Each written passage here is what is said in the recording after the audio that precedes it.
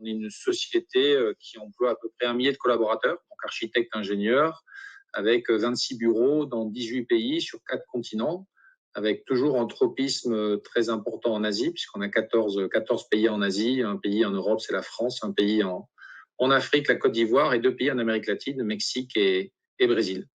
Donc voilà l'histoire, c'est parti en fait d'un VSNE à l'époque.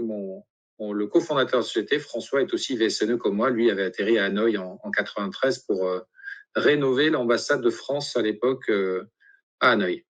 Alors l'impact sur la France, il est important de façon indirecte parce que nous, dans nos métiers, nous sommes des prescripteurs ou des assistants à prescription, puisqu'il faut savoir qu'en tant qu'architecte, ingénieur, non seulement nous faisons des prescriptions techniques par rapport aux produits, aux matériaux utilisés dans des projets de bâtiments que nous construisons, mais nous avons aussi la chance de participer ensuite aux appels d'offres qui sélectionnent les entreprises de construction qui vont exécuter le projet et nous allons faire le suivi. Donc, cette contribution indirecte, elle est sur certains projets très importante. On se retrouve à travailler avec des sociétés françaises.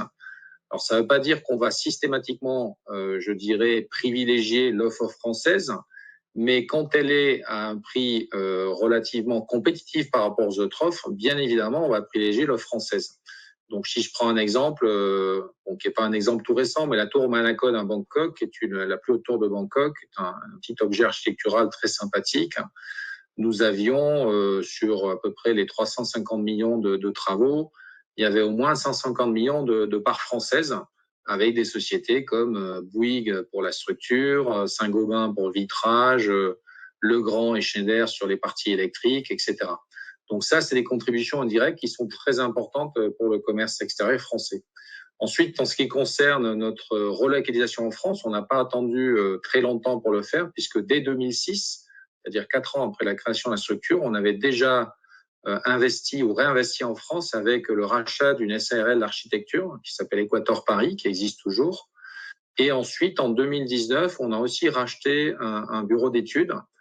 Pourquoi ? Tout simplement parce qu'on avait envie de revenir en France, puisque c'est notre pays d'origine, mais aussi parce que c'était la meilleure opportunité pour nous de se consolider en France pour aller attaquer les marchés sur l'Afrique et l'Amérique latine.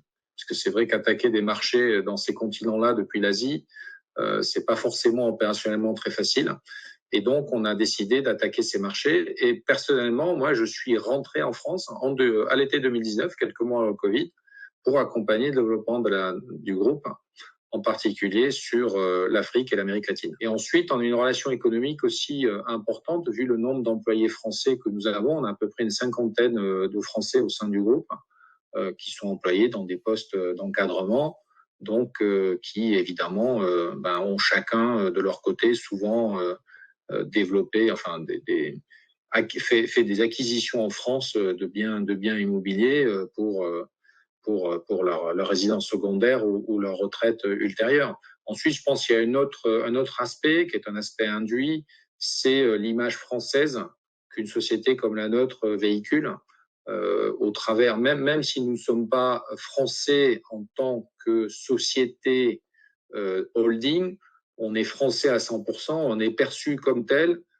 par l'ensemble de nos clients et sur l'ensemble des marchés sur lesquels on intervient. Donc, on véhicule à cette image de société française qui réussit à l'international.